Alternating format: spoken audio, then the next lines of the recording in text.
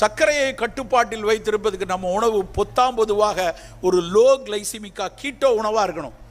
வேகமாக ரத்தத்தில் சர்க்கரையை கொடுக்கக்கூடாது. இந்த கம்பு, சோளம், குதிரைவாலி எதுவும் வேகமாக ரத்தத்தில் சர்க்கரையை சேர்க்காது. மெல்ல மெல்ல மெல்ல சேர்க்கும்.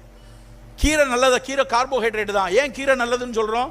அந்த கீரையினுடைய குளுக்கோஸ் சத்து மெல்ல மெல்ல மெல்ல மட்டும்தான் ரத்தத்தில் சேரும், வேகமாக சேராது.